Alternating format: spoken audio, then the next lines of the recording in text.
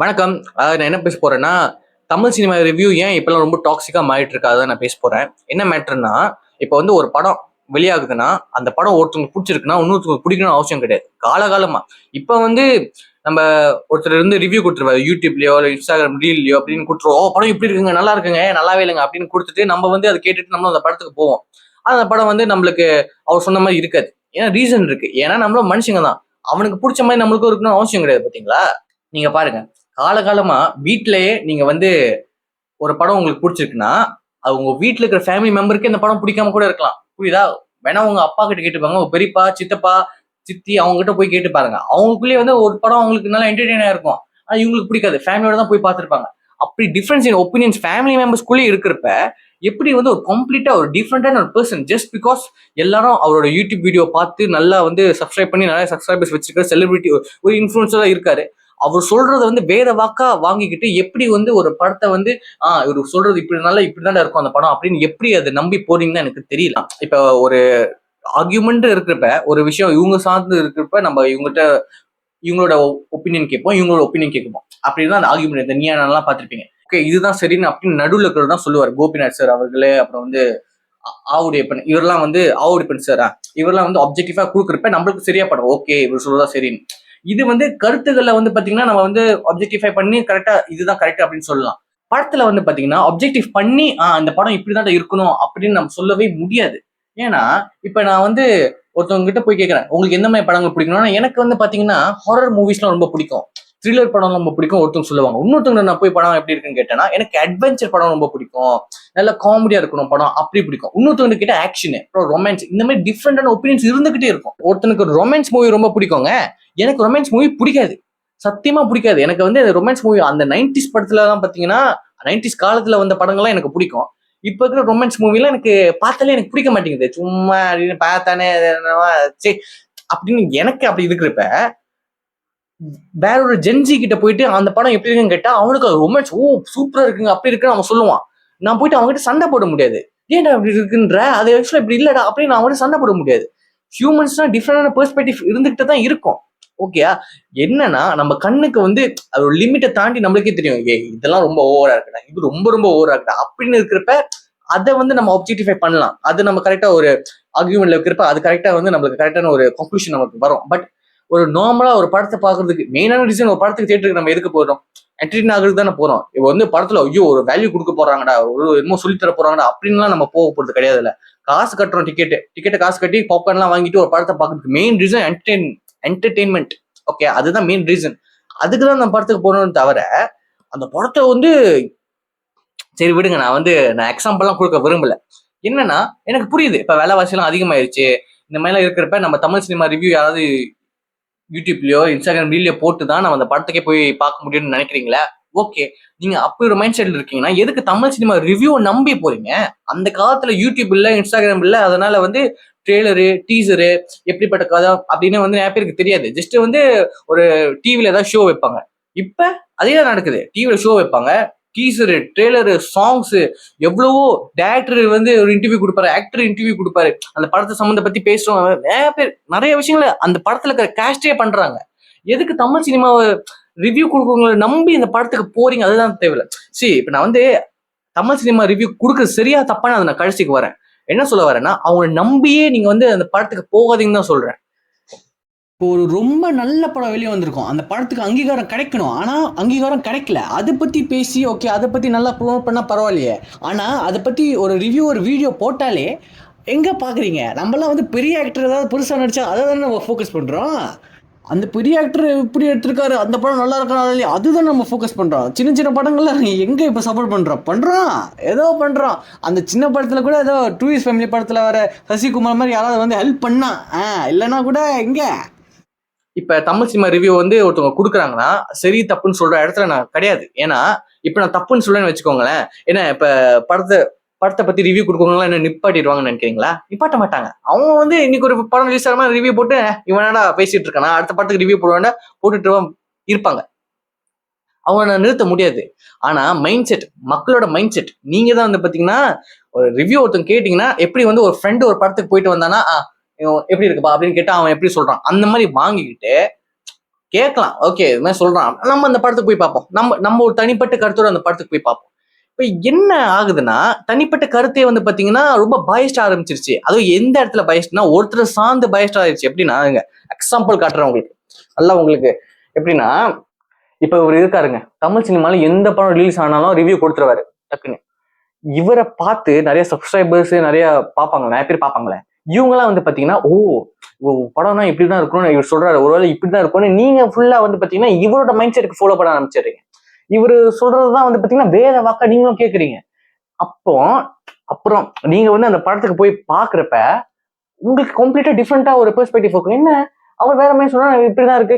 ஓ, ஒருவேளை இல்ல நம்ம கண்ணுக்கு வந்து நம்மளுக்கு என்னதான் சரியா பட்டாலும் அந்த படம் வந்து நம்ம நல்லா என்டர்டெயின் ஆனாலும் ஆக்சுவலா இவருக்கு பிடிக்கல, ஒருவேளை படம்னா இப்படி இருக்க கூடாது போல அப்படின்னு நீங்க வந்து படத்தை பார்த்துட்டு வெளியே வரப்ப நீங்களும் அதான் சொல்லுவீங்க, அது படம் அவ்வளவு நல்லா இல்லைங்க அப்படின்னு உங்களுக்கு அது மைண்ட் செட் இருக்கும். ஏன்னா நீங்க வந்து இன்ஃபுளுன்ஸ் ஆகுறீங்க. அடல்ட்னா நமக்கு புரியும், அடல்ட்னா வந்து அவங்களே வந்து லைக் தெரியும், அவன் சொல்றா நம்ம எனக்கு மாத்திக்கணுமா, எனக்கு என்ன அறிவு இல்லையா அப்படின்னு அடல்ட் பீப்புள் கேட்பீங்க. ஆனா அந்த யங்கர் ஜெனரேஷன்லாம் யங்கா இருக்க பாத்தீங்களா, இவங்கலாம் வந்து பாத்தீங்கன்னா ஒருத்தவங்க சார்ந்து தானே வந்து பாத்தீங்கன்னா போவாங்க. ஏன்னா வந்து வயசுல பெரியவங்க ஏதாவது சொன்னாங்கன்னா இவங்க சொல்ற கரெக்டா தான் இருக்கணும் அப்படின்னு தானே இருக்கும். இந்த தமிழ் சினிமா பத்தி ரிவ்யூ கொடுக்குறாங்க பாத்தீங்களா, அவங்க கொடுக்குற அந்த ரிவ்யூ நம்பி இவங்களோட மைண்ட் செட் வந்து மாறுது. தனிப்பட்ட கருத்துன்றே இப்ப வர மாட்டேங்குது, அப்படி ஆயிடுச்சு. இப்ப ரொம்ப பயஸ்ட் ஆரம்பிச்சிருச்சு. வீட்டுல இருக்கிறப்ப நீங்களே யோசிப்பாங்க, நம்ம ஒரு காலகாலமா வீட்டுல இருக்கவங்களுக்கே ஒரு படம் நம்மளுக்கு பிடிச்சிருக்குன்னா அவங்களுக்கு பிடிக்கலன்னா கருத்து வேறுபாடுகள் இருக்கு. ஆனா கம்ப்ளீட்டா அவரு வந்து படத்தை வந்து இப்படி பிடிச்சிருக்கு பிடிக்கல ஒருத்தர் வந்து வீடியோ போடுறாரு, எப்படி நீங்க அதை நம்பி போடுறீங்க? யூசி, நான் திருப்பி சொல்றேன், அவங்க போடுறது சரி தப்புன்னு நான் சொல்ல விரும்பல. அவரு போடுவாங்க, ஏன் நானே ஃபியூச்சர்ல வீடியோ போடுவாங்க தமிழ் சினிமா படத்தை பார்த்து பிடிச்சிருக்க பிடிக்கலன்னு. பட் அதுக்காக இவன் இந்த வீடியோ வந்து இப்படி சொல்றான், படம் நல்லா இருக்கு, நல்லா தான் அப்படி நம்பி போகாதீங்க. உங்களுக்குன்னு தனிப்பட்ட கருத்து இருக்குங்க, அதை நம்பி நீங்க போங்க. இது வந்து யாராலையும் வந்து அப்ஜெக்டிஃபை பண்ண முடியாது. படம்னா இப்படிதான் இருக்கணும், இப்படி இருக்கக்கூடாது அப்படின்னு பண்ண முடியாது. ஏன்னா வந்து ஒவ்வொருத்தனோட என்டர்டைன்மெண்ட் பர்பஸ் வந்து டிஃப்ரெண்டா இருக்கும். எனக்கு வந்து நான் Vadivel sir comedy, Vivek sir comedy, Goundamani Senthil comedy எனக்குலாம் ரசிச்சுட்டே இருப்பேன். நான் திருப்பி ரிப்பீட்ல போட்டுக்கிட்டே இருப்பேன். சில பேர்லாம் வந்து இப்படி பார்ப்பாங்க, கவுண்டமணி செந்தில் என்ன இவர் இப்படி திட்டுறாரு, நல்லா இல்லையா, என்ன வடிவேல் சார் வந்து இப்படிலாம் பண்றாரு. சில பேர்லாம் திட்டுருக்காங்க, உண்மையிலே திட்டிருக்காங்க, நல்லா பார்த்துருக்கேன் கமெண்ட் செக்ஷன்ல. பட் அதுக்காக நான் போயிட்டு மாத்திட்டு இருக்க முடியாது. எனக்கு அப்பயே தெரிஞ்சிச்சு, ஓகே இவன் வந்து நம்ம பையன் கிடையாது, இவன் வந்து இவங்களோட நம்ம சேர முடியாது எனக்கு தெரிஞ்சிச்சு. டிஃப்ரெண்டான பெர்ஸ்பெக்டிவ் தானுங்க ஹியூமன்ஸே டிஃப்ரெண்டான பெர்ஸ்பெக்டிவ் தானுங்க. இதுல எந்த இடத்துல வந்து தமிழ் சினிமா ரிவ்யூ கொடுக்குறவங்க டாக்ஸிக் நான் சொல்ல வரேன்னா, இப்ப இவங்களை நம்பிதானே இவங்களோட மைண்ட் செட் எல்லாம் இருக்கு.